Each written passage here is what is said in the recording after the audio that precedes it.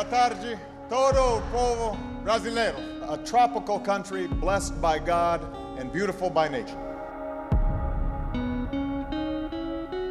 Todo mundo pensa que eu estou na América há muitos anos e que eu tenho um sotaque. Continuo sendo brasileira 100% como você está vendo, né? Nós somos um país imenso, falando português com a população marcadamente mestiça. Isso é um dever de originalidade histórica, do qual a gente não pode fugir. Quem tem potencialidades imensas de ser uma das civilizações do mundo, se não inventar o país que há de ser, nunca vai dar certo. Se a gente não tiver um sonho, nós não temos um país.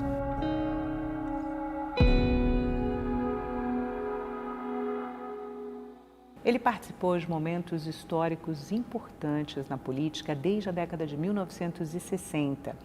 O ex-ministro, embaixador, escritor e professor Rubens Recupero produziu a mais completa história das relações do Brasil com o mundo. O livro A Diplomacia na Construção do Brasil, de 1750 a 2016. Rubens Recupero é o nosso convidado hoje para nos ajudar a entender que Brasil é este com 200 anos de independência.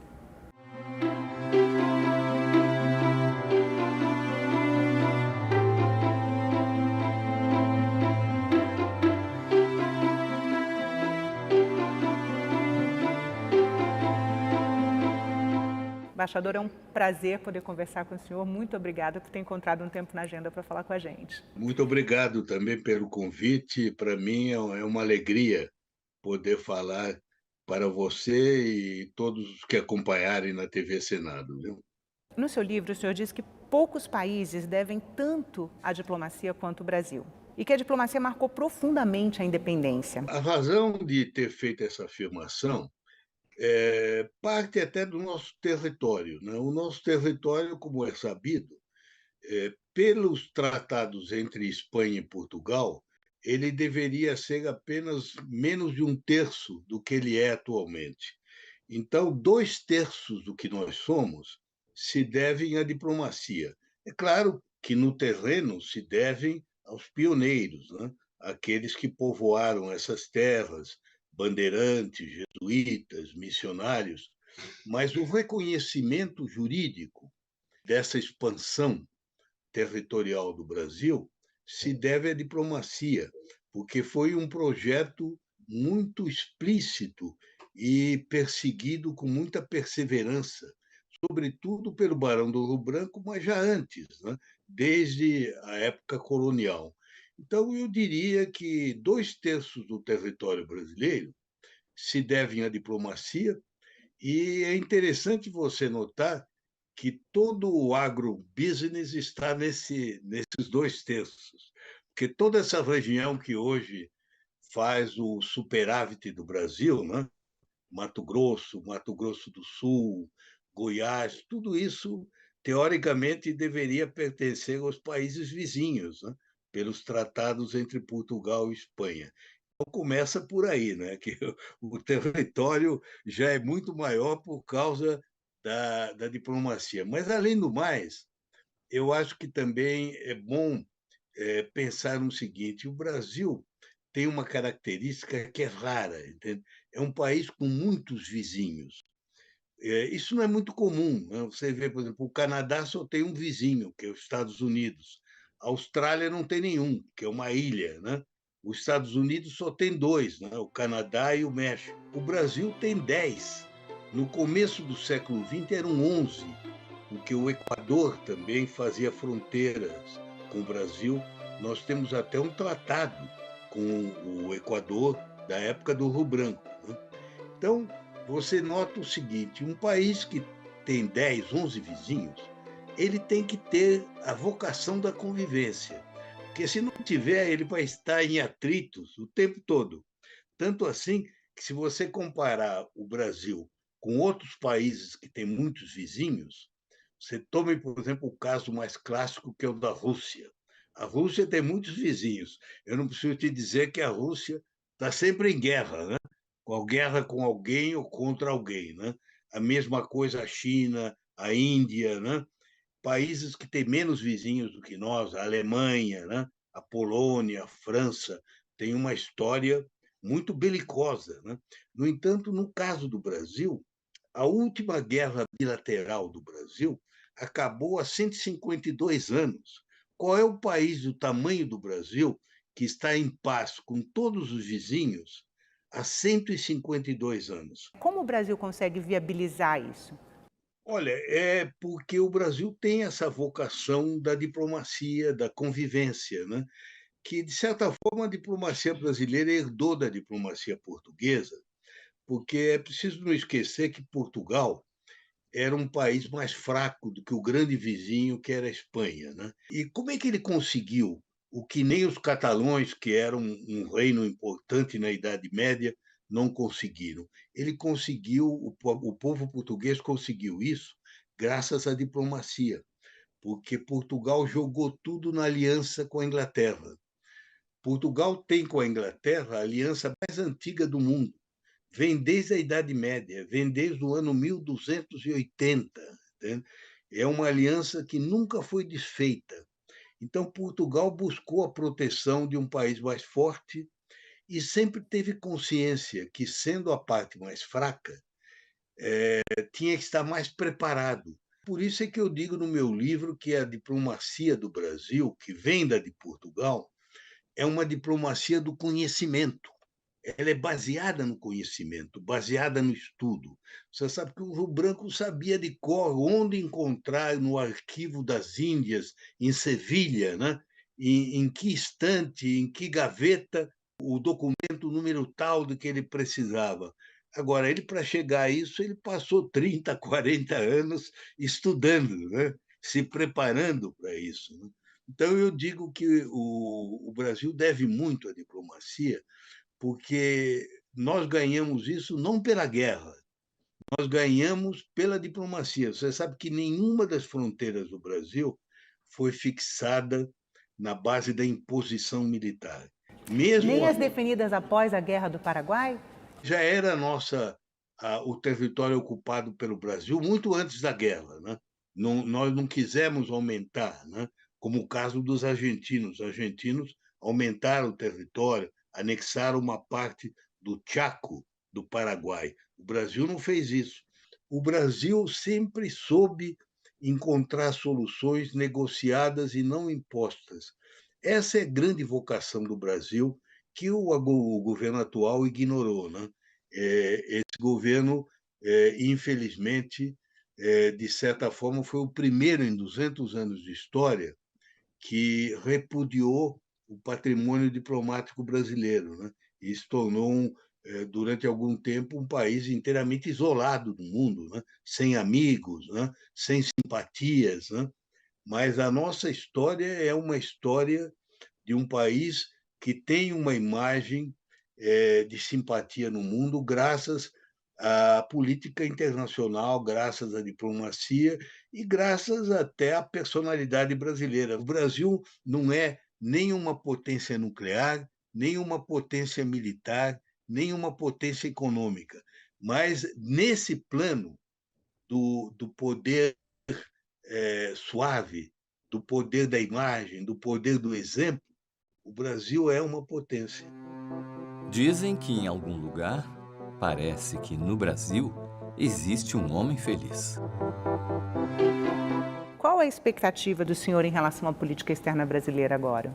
Eu acho que tanto na política externa como em outros domínios, o Brasil, talvez o melhor desse ano, tenha sido esse nosso reencontro com aquilo que nós somos na nossa essência, né?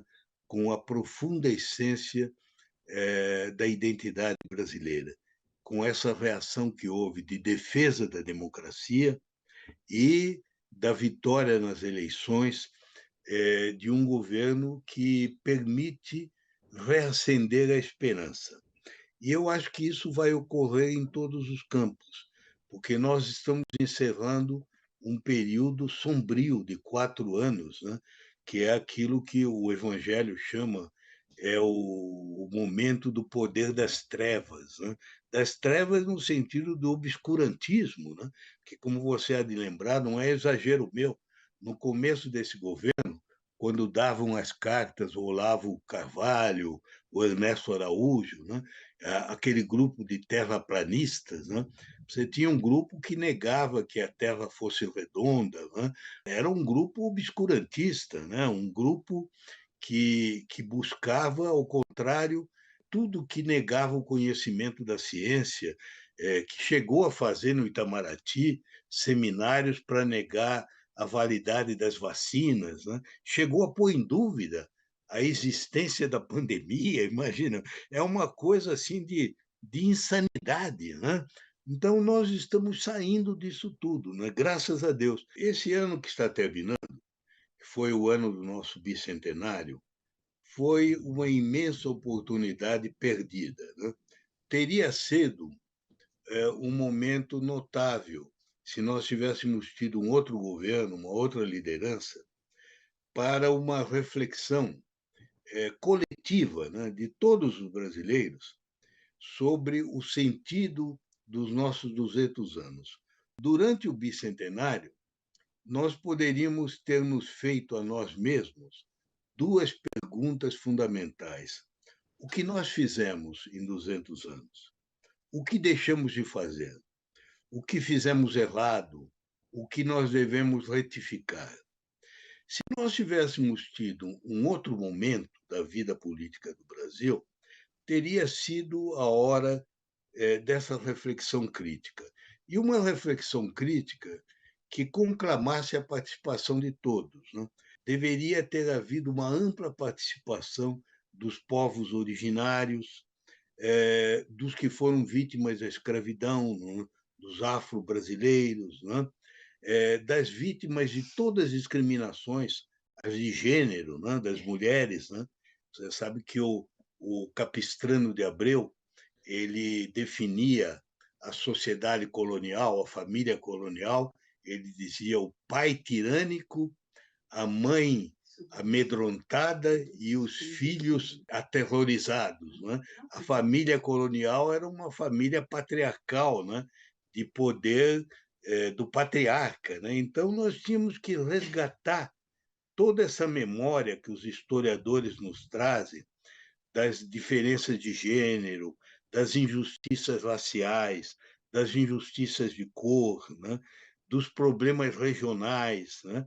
Poderia ter sido um belíssimo exercício. Né? Seria, evidentemente, um exercício com muita discussão, né? Com muita acusação, mas seria alguma coisa viva. Eu achei interessante o senhor falar da necessidade de trazer os povos indígenas para o protagonismo no momento dessa reflexão do bicentenário, né? Eu queria uma avaliação do senhor sobre essa relação do Estado com esses povos hoje e para frente. Nós não podemos querer falar em nome deles, né? Cada um desses grupos tem que ter um espaço, né? Como se diz hoje em dia, né? Um lugar de fala, né? É até uma forma consagrada, né? E é preciso dar espaço a que eles mesmos falem por eles. Né? Não somos nós que vamos falar por eles, porque nós não passamos por essa experiência. Né? E por isso é que eu acho que uma comemoração como essa, de 200 anos de existência independente, só pode ser a somatória de um grande número de participações, porque não há uma só memória. Né? A memória desses indígenas que você citou não é a mesma do que a nossa, né? Porque eles têm a memória dos vencidos, né? Dos que foram vítimas. Né?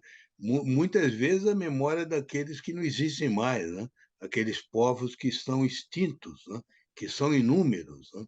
Então, essas memórias de diversos grupos precisam convergir para uma síntese, né? Porque se não houve no passado essa convergência, e de fato não houve, e o nosso passado é um passado de dominação e de exclusão, pelo menos o que nós temos que ter é o compromisso que no futuro vai haver essa convergência e que eles vão ter esse espaço que não tiveram. Aliás, você sabe que, desse ponto de vista, o José Bonifácio de Andrada e Silva era um homem adiantado para a época dele, porque ele tinha projetos, ele queria que o Brasil abolisse a escravidão e o tráfico de escravos e que os indígenas e os negros libertos tivessem acesso à reforma agrária com financiamento do Banco do Brasil, com proteção do Banco do Brasil. Infelizmente, ele foi posto à margem, porque essas ideias dele não convinham, né, ao grupo que, na época, era o grupo que dominava o império, né, que era o grupo escravocrata. Mas é interessante que o patriarca da independência do Brasil, ele tinha essa visão, sabe? Ele tem inúmeros escritos, projetos sobre os povos indígenas e negros, sobre tudo, sobre educação, sobre desenvolvimento de Minas. Você sabe que ele tinha uma característica curiosa, né? O Brasil talvez seja sido o único país das Américas em que o patriarca da independência não é um general e não é um bacharel de direito, é um cientista, porque o José Bonifácio era um geólogo, um mineralogista, né? Interessado em Então, botânica também, né? ele tinha aquela visão objetiva, né, científica das coisas, né?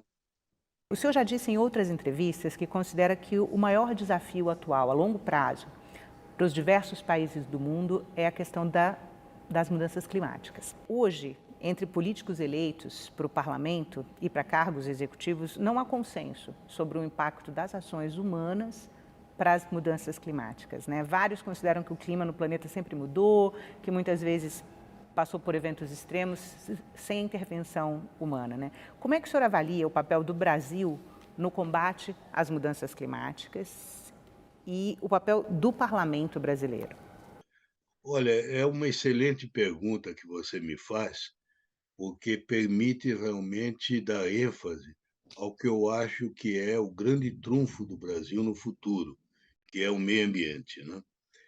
Você diz com razão, não há consenso, eu diria a você, mais por desconhecimento do que propriamente por outra razão, porque hoje em dia a verdade científica da mudança climática e que é provocada pela ação humana já não admite mais nenhum tipo de contestação, né? É como afirmar que a Terra é plana, né? Hoje em dia é alguma coisa que, se você disser isso, você não passa no Enem da vida, né? Não é uma questão de discussão, é uma questão de verdade científica. Agora, é fato que muita gente não conhece, não leu os relatórios, e muitos têm aquela visão equivocada de que o desenvolvimento econômico, sobretudo da agropecuária, depende do desmatamento, quando não é verdade, né? Eu direi a você, viu, Renata, que essa questão do meio ambiente, ao mesmo tempo que é uma ameaça gigantesca, para o Brasil é um trunfo extraordinário, porque o Brasil tem certas condições que são muito raras de encontrar em outros países, né? Nós somos detentores da maior floresta equatorial do mundo, que é a floresta amazônica, embora já muito maltratada, ainda em boa parte preservada. Nós temos a maior reserva de água doce do mundo, que não está imobilizada em gelo, né, como é o caso do Canadá. Nós temos uma das maiores reservas de biodiversidade em matéria de plantas e animais, muitas das quais não se sabe até que potencial tem para remédios, para produtos químicos, para desenvolvimento de produtos econômicos rentáveis.